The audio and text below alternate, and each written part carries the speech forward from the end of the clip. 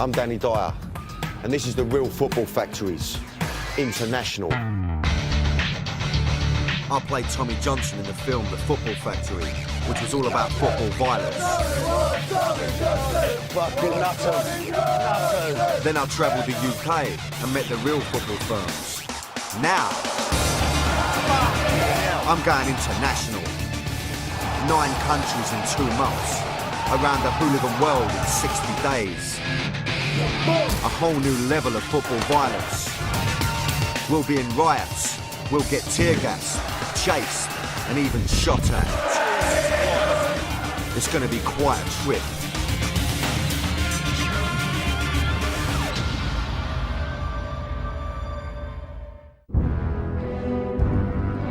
This week I'm in 2 countries that used to be part of one. 2 countries with a proud footballing history, whose clubs have some of the most fanatical followers in world football. Football hooligans who went from fighting each other on the terraces to fighting one another on the front line in a bloody civil war. George Orwell once said, football's like war minus the shooting. Well, this is the story of football with the shooting. This is the story of the football firms of Croatia and Serbia. I'm going to the former Yugoslavia, to these 2 countries to meet some of the most notorious firms in world football.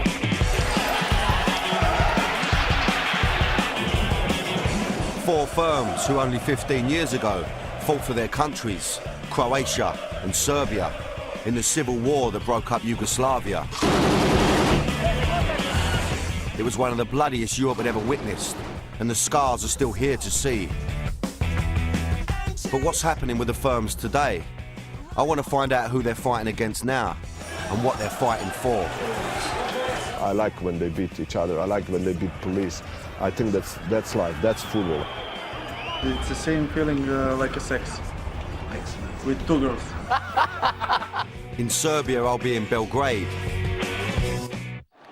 the city shared by the heroes of Red Star and the gravediggers of Partizan. And in Croatia, I'm going to the capital city Zagreb to meet the bad blue boys of Dinamo Zagreb. Golden rule to fight for that club. I'll be at their stadium, the scene of a football riot that for many was the real start of the civil war in former Yugoslavia.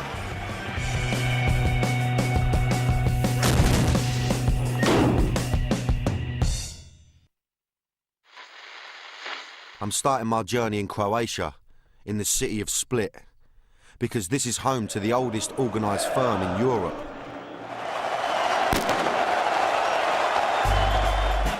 Split is Croatia's 2nd largest city. It's a hidden gem on the Adriatic coast. Beautiful.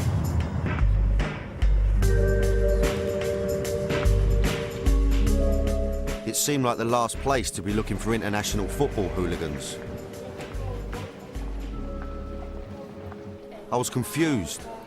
I thought I'd walked into the wrong series. I felt like Judith Chalmers. It seems very calm, nice people, a lot of old people. A lot of ladies, a lot of young ladies. I'm not getting no element of violence. I know it's here and I know it's rife. You wouldn't think it to walk around the city. But don't be deceived by the picture postcard setting. I'm here to see the dark side. This is home to Hajduk Split and their infamous firm, the Torcida. Almost every game there's fighting. A lot of fans from other clubs don't have the courage to come to Split. When we go to other towns, there's almost always problems.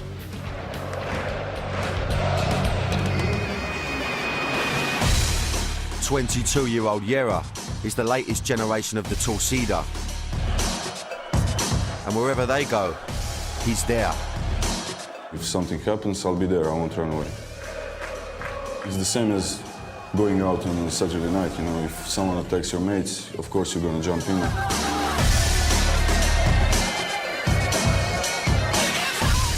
And it all kicked off over half a century ago. 1950. And that's a proper firm. Established 1950. The more I saw of the city, the more it became clear that Torcida is the heartbeat of Split. Graffiti like this is everywhere. I mean, it is just absolutely all over the gaff. They've even got their name on the street lamps. Not a lot of people know this about me, but I'm fluent in Croatian. So this says, if I had 2 lives, I'd give them both to you. That says to me passion, you know what I mean? That's a proper little motto, that is. And that passion's going to be needed, because Split is gearing up for the biggest game of the season. Their big rivals, Dinamo Zagreb, are in town for the derby of Croatia. We can make some troubles in Split. A match where fireworks are guaranteed. And in part 2, we'll be in the thick of it.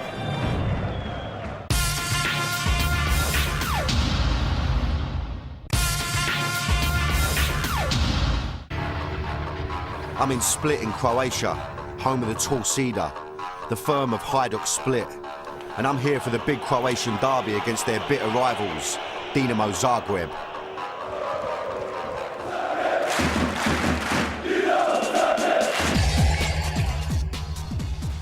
The Torcida are a firm with a fair bit of previous. 1961, referee attacked after disallowing a Hajduk goal. 1974, fought the Yugoslav army evacuated from the stadium. 1988, banned from European competition for 3 years after rioting in Marseille. 1990, pitch invasion and attempt to attack Partizan Belgrade's players. And then there's the noughties and the cup final riots of 2000 and 2001 against guess who? Dinamo Zagreb. And the latest incident occurred just 2 days before I arrived. Torcida members were among the 183 arrested in Zagreb for causing trouble at Croatia versus England. But it wasn't the English they were fighting. Yet again, they were fighting Dinamo Zagreb. A lot of them have been nicked. A lot of them fresh out of the shovel this morning. So, I don't know what I'm walking into. Maybe a bit ratty. I'm chuffed they're still going to speak to me, you know what I mean? I know none of them have slept. I know that the police don't treat them well here. You know what I mean? It's not like they're in a 5-star nick. Let's go and see what they've got to say. Just a few hours after he'd been released from the nick, Yera from the Torcida was going to give me the lowdown. How do the police treat you here? Not very well. No? They treat us like second-grade citizens, and with the new laws coming in, they have authorities to limit our freedom of movement, and they can nick us for almost anything. They beat the shit out of you if they catch you. One of the biggest battles between the Torcida and the police happened at the cup final in Split in 2001. The Torcida broke out of their north end and spilt onto the running track. They regard us as a bunch of hooligans. We behave as we were treated. Then they launched a massive attack on the old Bill. That was probably the biggest battle that I've ever seen in my life. But the police regrouped and forced the Torcida back into their stand. They wheeled out the water cannons to try and cool the situation down. But once the end was cleared, the Torcida headed into the city centre to continue the battle. There was a mob of about 2,000 people fighting the police, and it went on for the entire afternoon. The city and its police felt the force of the Torcida. And I thought the English firms didn't get on well with the old Bill.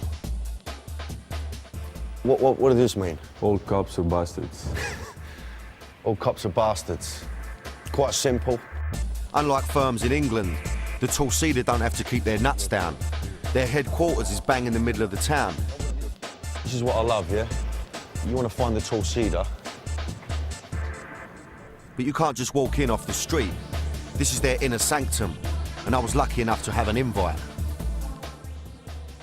I'm loving the bar. Cool as fuck. On the wall are hundreds of pictures of what are known as choreographies. The displays they organise with flags and flares. And there's the holiday snaps from their greatest away days. This is probably the best away match that we ever had. It's us in Rome. There was 6,000 of us.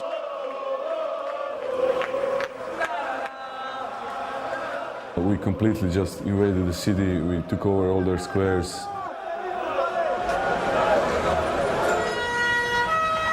We completely outvoiced them in the stadium. The best moment of my life. It makes my hair stand up. Yeah, I can imagine. So who can take the Torcida on? Who are the rivals for the crown of Croatia's toughest and proudest firm?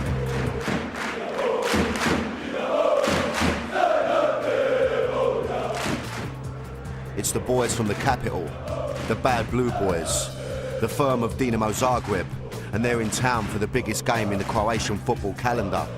Hajduk Split versus Dinamo Zagreb, one of the most explosive fixtures in the world. Biggest rivals. In this moment, Torcida Split, absolutely. An army of 2,000 Bad Blue Boys are heading to Split, and one of them is this man, Bogdan Urukalo. We don't like them. We really don't like them. We can make some troubles in Split.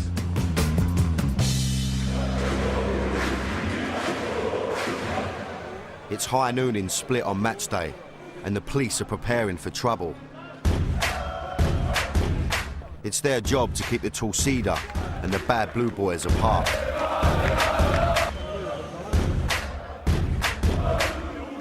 But the two firms have other ideas.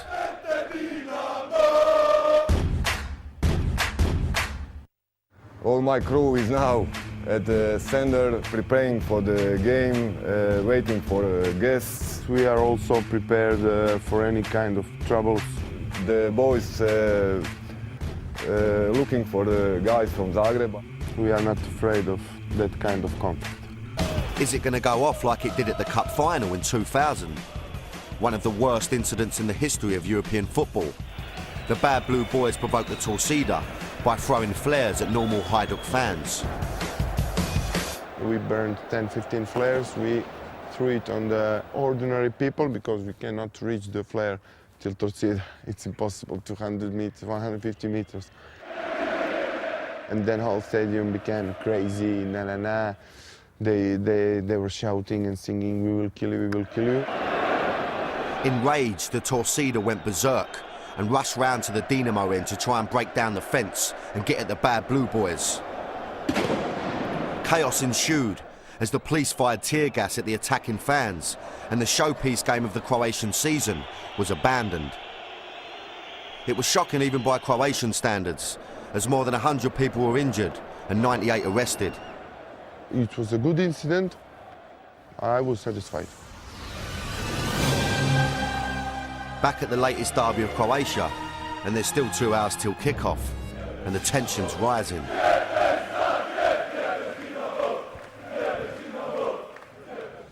Both firms are heading to the ground, and the police are out in force. As the Bad Blue Boys arrive at their end, the police are wary of any last-minute attempts at an ambush by the Torcida.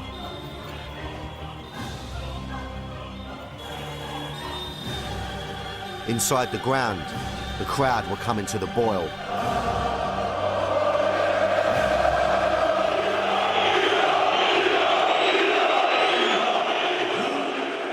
The riot police stand by as the two groups exchange pleasantries.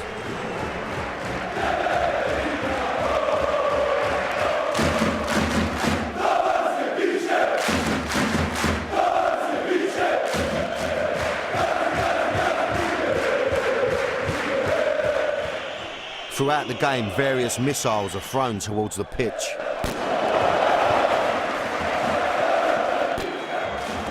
Firemen struggle to cope with the constant barrage of flares.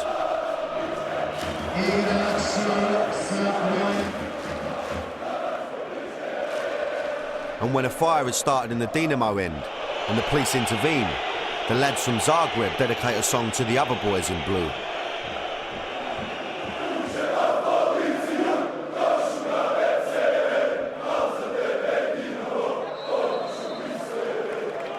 It's a totally different world out here.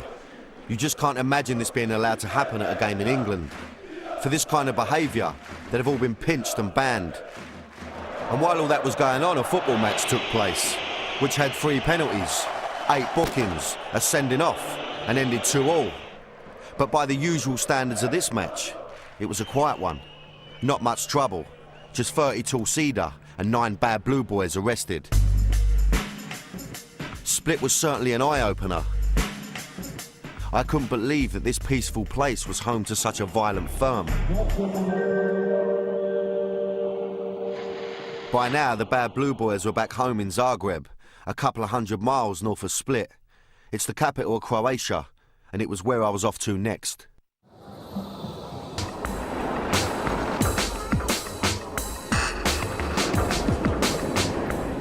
The difference between Split and Zagreb is like 2 different countries, to be honest with you. I mean, very cosmopolitan, hustle, bustle, you know, chaos. You know, Split's like Marbella, it's chilled out, nice. You know, this is like what you'd expect from a capital, I suppose. It was another beautiful city, but I wasn't here to see the sights. I was here to meet the firm who were formed over 20 years ago in 1986. And since then, they've been causing quite a stir. Golden rule is to support team 90 minutes. And if it's necessary, to fight for that club. Here they are fighting in Milan in 2000, where they went on the rampage against the Italian police. Dinamo Zagreb is not a big European club. It's not a famous like some English or German clubs, but it's our glory.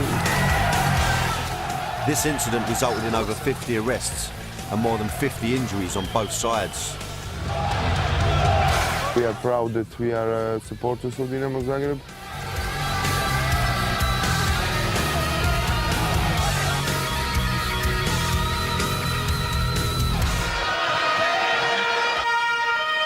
So when it comes to letting the players know they're not happy, they don't bother moaning on a football phone-in.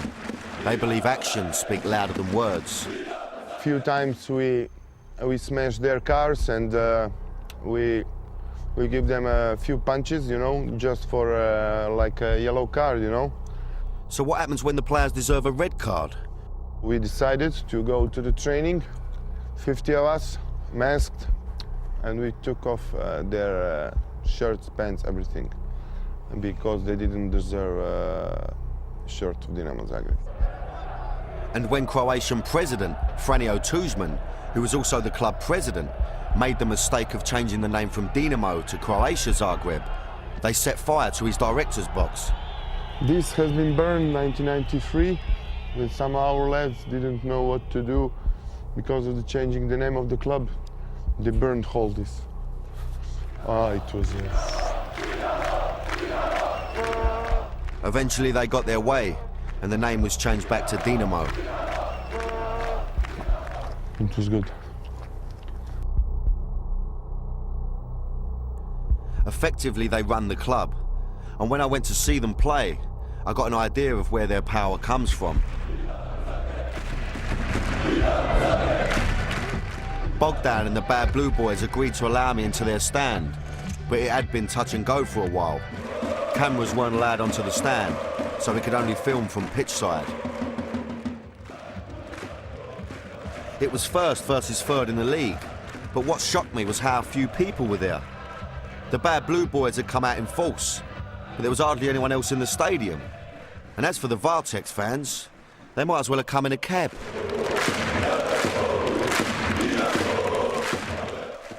I realised why the Bad Blue Boys have so much power. Despite their antics, the club needs them, because if they weren't there supporting the team, nobody would be. I've never experienced nothing like it in the fact that constant singing. For 90 minutes, Bogdan made sure everyone on the stand was in full voice. Stands at the front with his back to the game, takes no notice, big old lumpy as and all. He's a naughty looking geezer. Starts the chant, I don't know what it is, it's power though, it's passion.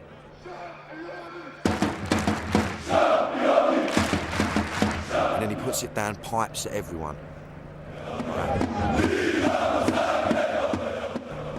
Make sure everyone's singing. like that, takes everyone in. And if there ain't no one singing, he digs them out, he'll find them. Right mad mince pies, do you know what I mean? Like that, bosh. And the singing paid off, as Dinamo ended up 4-1 winners.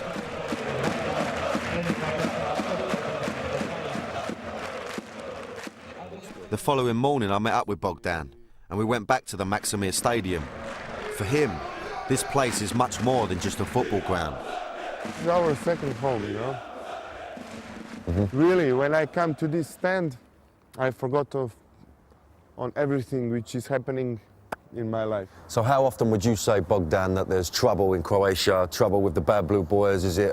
In the 90s, it was, it was normal thing. Like you eat every day something. Every weekend we had problems. Every away match we had a fight with the police, with the other supporters. Mostly police though, yeah? Yes, mostly police, because we had a war with the president of the Croatia and the whole government. We were enemy number one and the whole police were chasing us. So this was Croatia today. The Bad Blue Boys and the Torcida. Football firms fighting each other and the police, vying to be the #1 firm in the country. But the animosity here is nothing compared with the hatred that is felt for their neighbours in Serbia, because that is about more than just football. They used to share a country and then they went to war.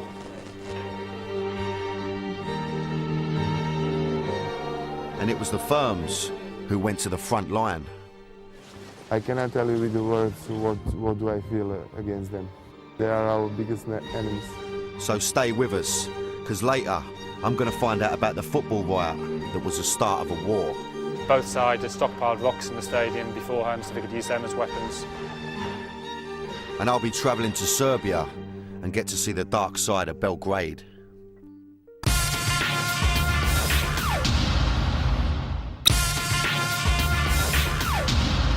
I was in Zagreb, Croatia, in a football ground which, although it may not look like much, witnessed an event in the history of football as significant as anything Wembley, the Nou Camp or the Maracanã has ever seen.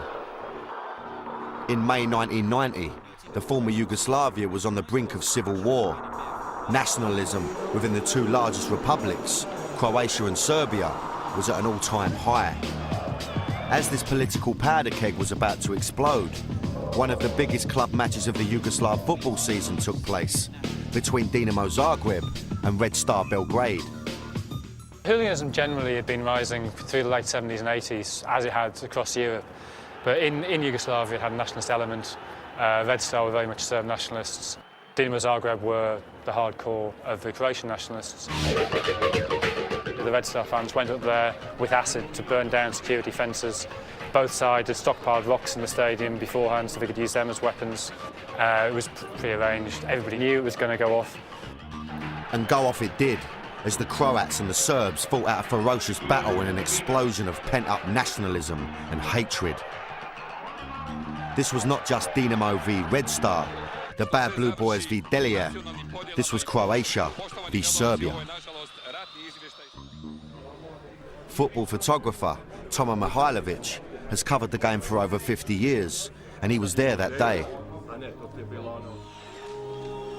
Atmosphere was like we know that something is not good, but nobody was surprised because we were expecting sometimes to blow up.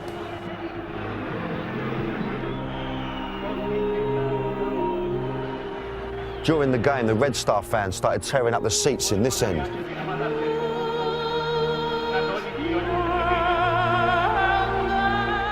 The Bad Blue Boys of Zagreb, who were in this end here, tried to break down the fences to get to the Red Star. They beat back the police, who, being mostly Serbs, came in for special attention from the Bad Blue Boys.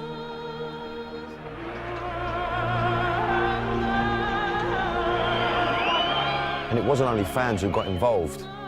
When a policeman attacked a Dynamo fan line on the ground, Dynamo's Croatian captain, Boban, decided to exact revenge.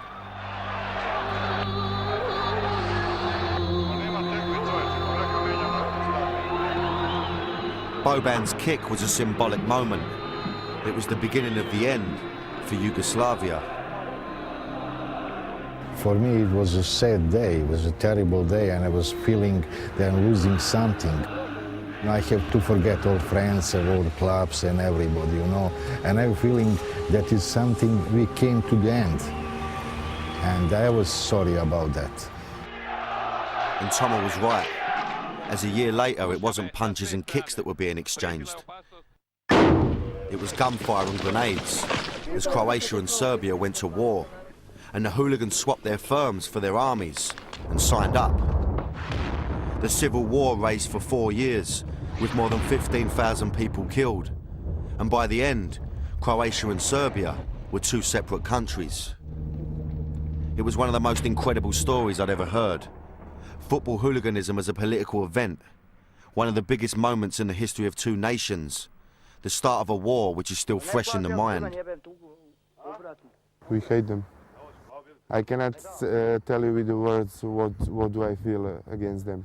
You have in England firms and clubs who hate each other, but I really don't think so that you have such example. And there's certainly nothing in England like the memorial for the members of the firm that died fighting for Croatia. A memorial that shows the riot, which they believe was the real start of the war. This is a statue for our brave lads who have been killed in the war for our freedom, for freedom of our country. This is everything for us. This is like a church, you know. Every time we pass here, we make a little pray for our guys. It's a very, very, very emotional part of the stadium for us. It's very powerful. Yes. The Bad Blue Boys weren't the only ones to die for their country. This is a memorial in Split, dedicated to the members of the Torcida, who made the ultimate sacrifice for Croatia. There were two sides to every story, and it was time to hear the other one. I was off to Serbia. So I've been to Celtic Rangers. I've heard about Liverpool, Man United. You know, I know about the West Ham Millwall rivalries, you know, but that's nothing compared to this. You know, we're talking about, you know, these guys went to war with each other. You know, we're not talking about a tear up in the street for 2 minutes. You know, we're not talking about ambushing a pub. We're not talking about having it off with the old Bill. You know, we're talking about these guys signed up, got given guns, went to the front line. You know? It's like England going to war with Scotland, like proper war. You know, it's really, really hard to get your nut round it. I was travelling on a road which in the days of Yugoslavia was called the Road of Brotherhood and Unity. But at the time of the Civil War, there was little of that on this particular route. This was the road which you would travel on to get to the front line.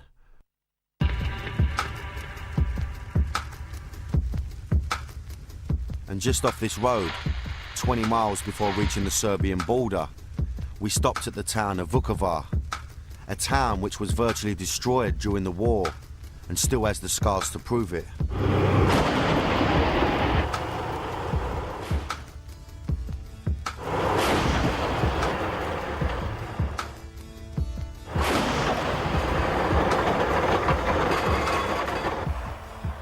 In the pre-conflict days of former Yugoslavia, Croats and Serbs lived here together peacefully.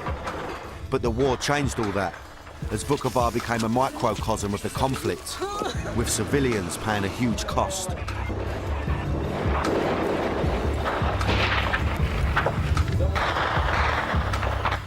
Absolute total devastation.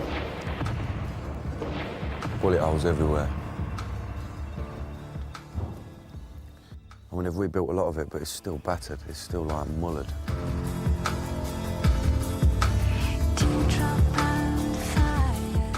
By the end, almost nothing was left. Sad though, sad. It's estimated that 2,000 of Vukovar civilians were killed, 800 went missing, and 22,000 were forced into exile. Just that element of death in the air and just, I dread to think what happened here, you know. Must have been horrendous.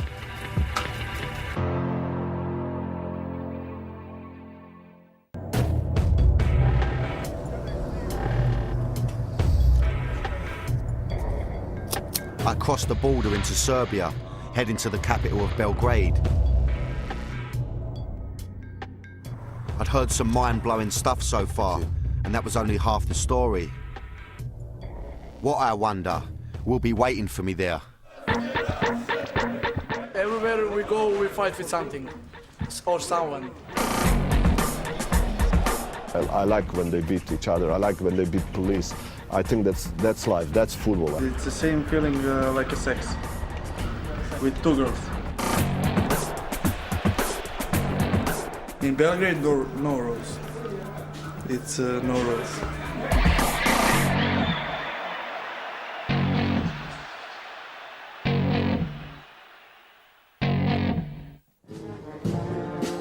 The first thing I noticed about Belgrade was how different it was from Split and Zagreb.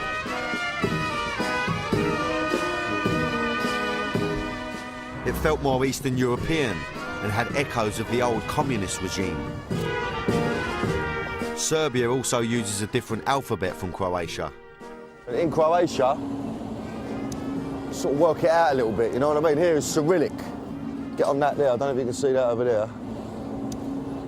I ain't got a clue what it means, you know what I mean? Could mean anything, I mean, it's like alien writing.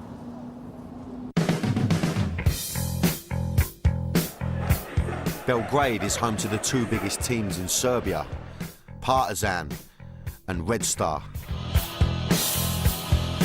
Two clubs that are literally around the corner from each other.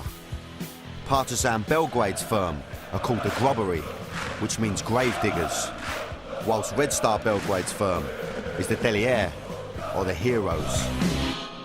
Two firms who also went to fight in the war for their country, Serbia.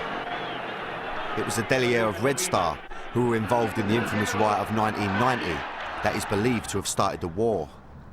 I'd come here to meet them because, like the firms in Croatia, they too had gone from the terrace to the front line. Some of them were led by this man. This is Arkan, seen here leading the players off the pitch during the 1990 riot. At the time, he was officially Red Star Belgrade's head of security. He also controlled the Delier.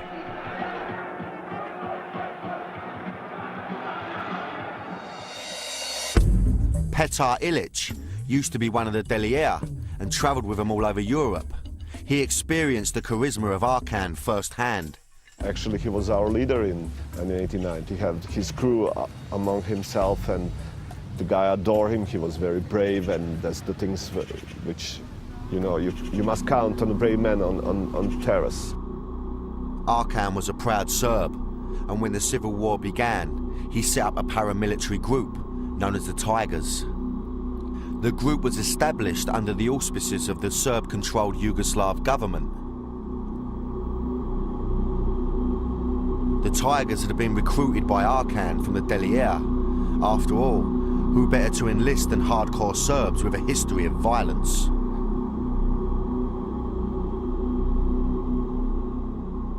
Some like him very much, they choose to went to war with him. Those guys think that they are doing the right thing for Serbia, and probably that's why they went to fight. I'd come to Belgrade to meet with the Delier, but they, it seemed, didn't want to meet me. For the past 6 weeks, the production team have been trying to make contact with the current members of the Delier to hear their story. Problem is, they won't talk to us. They've spoken to British journalists before in the past, and they feel they've been dubbed as war criminals because of the association with Arkan. Belgrade's other firm, though, were not as shy as their city rivals.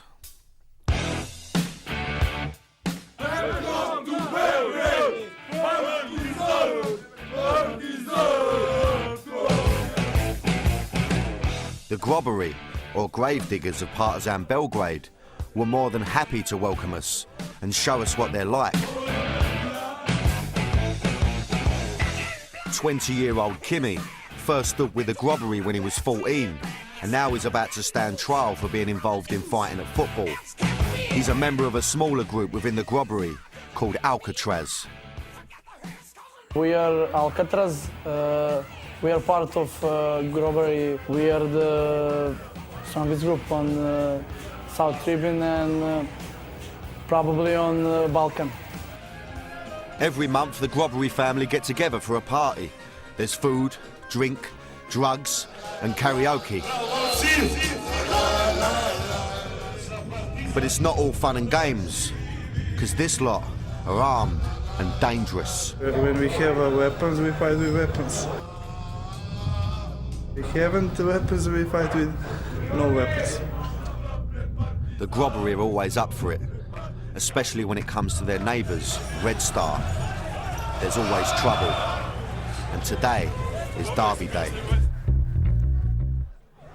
It's Saturday, 1 p.m, and in the streets around Partisans Ground, fans are starting to arrive, although they may be slightly outnumbered by the old Bill.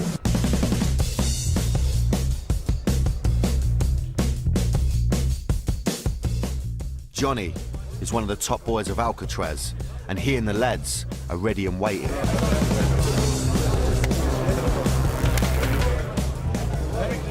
I don't care about the game. We don't search for results. We have our game. That's most important than the football. Most important for us is Partizan. For us, football is life. We are fighting for the name Partizan and Grobbery. By kick-off time, the huge police presence has so far been successful in keeping the fans apart. But that's no guarantee that the game will pass off without a serious incident. At this ground in 1999, a shipping flare was fired from the Grobbery end into the Delier, killing Red Star fan Alexander Radovic.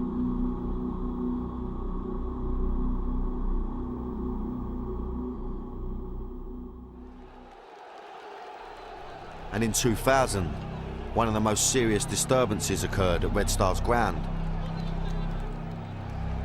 as hundreds of fans fought a pitched battle.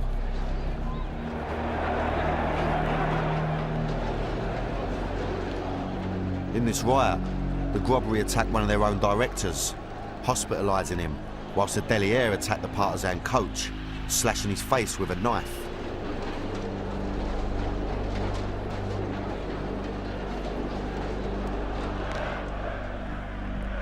But today, the game's passed off peacefully. In fact, there's not been much action at all.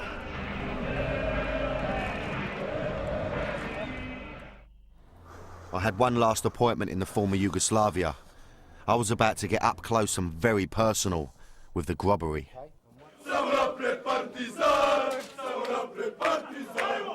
Yeah, that's right, the mob with the shooters.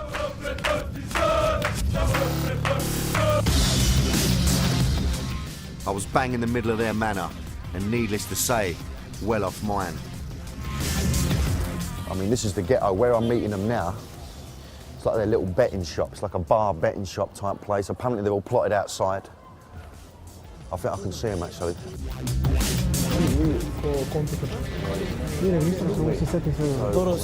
Tell me a bit about, obviously, your relationship with Red Star. Every time when we see them, there is a fight. It is no need to be a football match, basketball match, or any other match against these two clubs. So you go to watch basketball? Football is a very, no quality. Okay. So the basketball, we were many times champions of the world. Okay. And, yeah, and it's a better atmosphere. Yeah.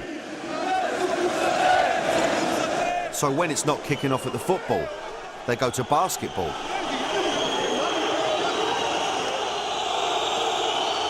Partizan and Red Star both have basketball teams. This is the derby from June 2006. Trouble started in the stands. The police stormed the Red Star fans section and several fans fell down a staircase. More than 100 fans were injured. How do you feel about the clubs from Croatia? I don't know, they miss them. We missed them, especially our friend Žarko. We have a very strong erotic and sexual connection with them, yeah. This story they were about to tell me about one of their older guys, Jare, was both shocking and unbelievable. Old guard. In the late 80s, one of the top boys at Torcida came to Belgrade as a guest at the Grobbery. After 5-4 drinks, he started to blabber. But for shooting his mouth off, he had to pay a forfeit. They took him to the grave of a partisan legend and demanded that he kiss it. Take him and he said, kiss the grave. I don't want. Okay, then. But when he refused, Jare raped him. You know, when you say to somebody, I'm gonna fuck you, he really mean it. I'm not easily shocked, but I was now. These guys were prepared to commit the ultimate act of humiliation and domination over their rivals. It was time to leave. When we come back, we'll hear what might happen if there's ever a case of firms reunited. Neka razmisle kako su prolazili u ranijim našim bliskim susretima. I think that it would be plenty of dead people.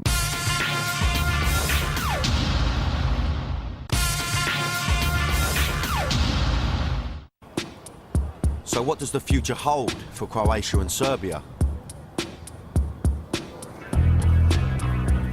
It's been almost 15 years since the end of the Civil War and the last significant footballing success of one of their clubs. The quality of football has deteriorated since the separation of the football leagues. Some have called for a unified league to increase competition and raise the standard of football to what it once was, but emotions still run higher. In the summer of 2003, Partizan Belgrade and Dinamo Zagreb met for a friendly in Switzerland that was anything but. Ironically, the Croatian parliament had passed a law the day before banning riots at sporting events.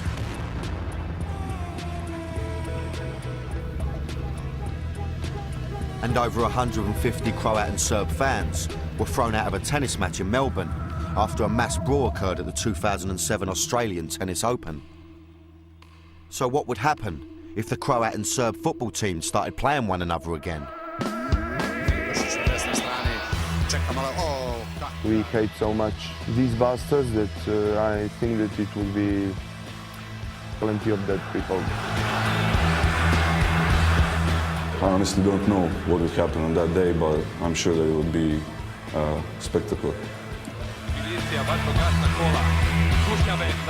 Hrvati neka mole Boga da ne bude ta liga, jer mi se dalje nismo povukli. It will be good, very good. More tension, more better football for sure. But fuck the football. Yeah, it's better. Mi smo spremni i dalje. Znači, oni sami ne kažu jesu za to ili nisu. Most rival firms hate each other, but then most rival firms haven't been to war. The memories and experiences of that war are still fresh. It was only 15 years ago, so I can understand why feelings of hatred remain. These feelings have brutalised the firms, and I don't think there's much hope this hatred will ever die. The party's nearly over, and there's time for one last song, but it's not got a lot to do with football.